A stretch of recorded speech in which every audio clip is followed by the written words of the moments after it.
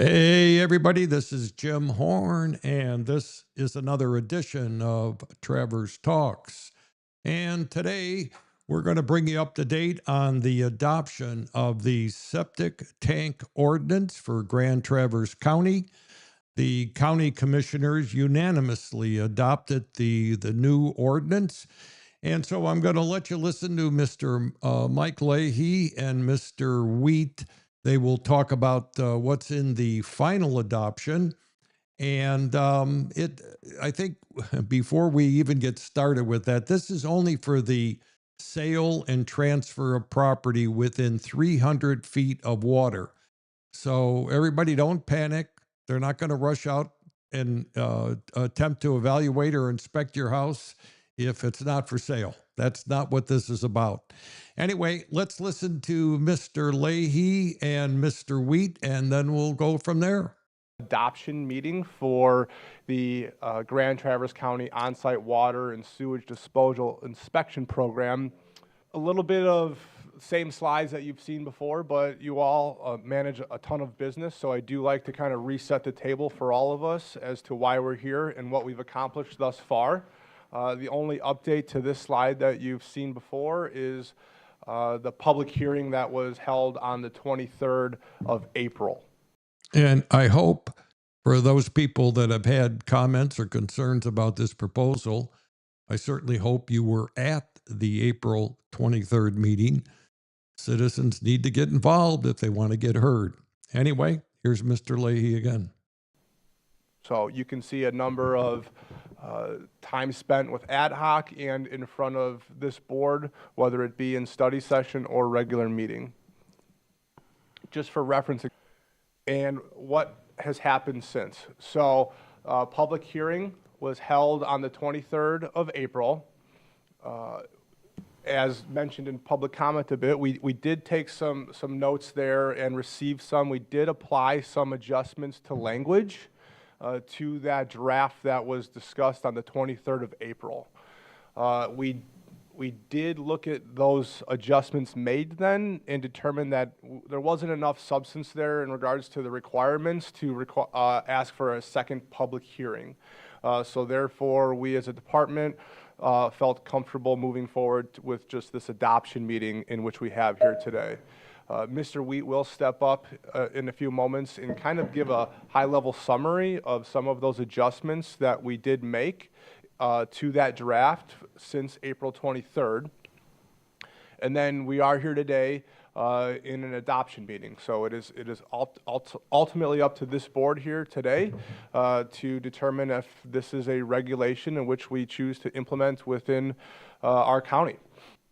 If adopted, as you can see the timeline, we've been at this for some time, but for us as the health department, the work would really begin after today, right? So we would really have to step into what that looks like to spin a program up from scratch, providing services effective January 1st, 2026. So as mentioned, we will have that in our budget for 2026 to include a staff, personnel, and a vehicle. And then just in conversation that we've had here today with some of those, with you all and participants, those departmental guidelines, that is really going to be critical, and stepping into that pretty quickly so that we can begin to draft those guidelines that pull from language of this regulation, but really put the regulation into practice then. And we would like to take steps of doing that to incorporate public-private partnership. Input is helpful here because we are not the private entities per se that are pumping these systems or the private businesses that are selling or transferring these properties. So we really want to get into that, promulgate rules, publish them. Those rules can be updated annually per the language within the regulation. Day one would be January of 26, January of 27.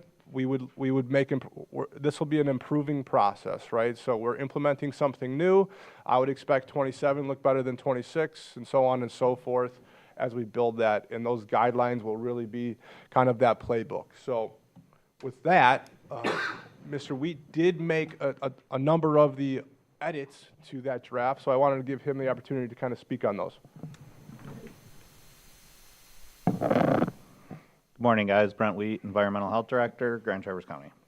So we did make quite a few changes. We took all of the recommendations, all of the submitted things during that public hearing process and reviewed them to see if they were items that should be either added or revised in the regulation. So some of the big things that stood out was changing, the term inspection to evaluation, and I think that makes sense. So, what we do when we go out for a new septic system that's installed, we inspect that, but we're not really inspecting a septic system when it's in the ground, we're evaluating it. So, I mean, we've been looking at this thing for 9 months, right? So what we think looks good, having those extra set of eyes is super helpful. So really a shout out to Aspire North and Flo and the others who submitted documents. Also, we took some of the definitions and further added detail to help define and provide clarification so that when maybe an evaluation is denied or it's found to be a failure, it helps define why that we came to that decision. We looked at the proposed statewide code and their definition for failure and further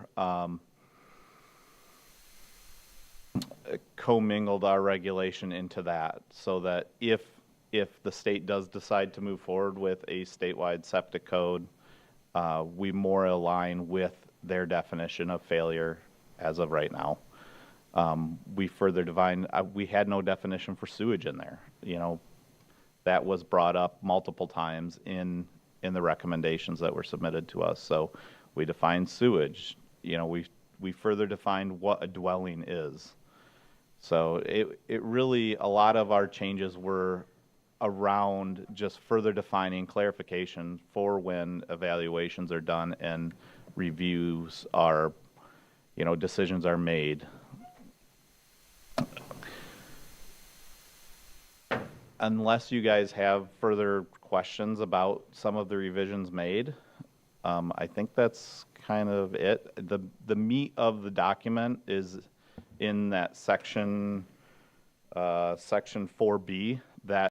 And what I would suggest, if you're interested in the document, you go to the Grand Traverse County website. The doc is there, and the section that he's referring you to, you can look at the meat of the ordinance. Remains the same. None of that has changed. Evaluations will be done on any dwelling within 300 feet of surface water or ordinary high water marks. Question, a comment. And upcoming is a comment from Commissioner Walter. I've heard from people across the spectrum of it's not going far enough or it's not enough. So I feel like when you hear from all sides and nobody's totally happy, we've hit a sweet spot. Because it's hard to do that, right? It's hard to find that balance. And it's not perfect, but I do feel like it has, this is really huge for our county to get to this point. And I'm happy to see the progress being made, really grateful for everybody who put the effort into it over the last 9 months and more. No surprise that we're ahead of the state again, so happy about that. Your hand up. Okay. Next up is Commissioner Nelson, and he brings up a very good point about people that might be trying to sell their property or transfer their property and might be financially stressed.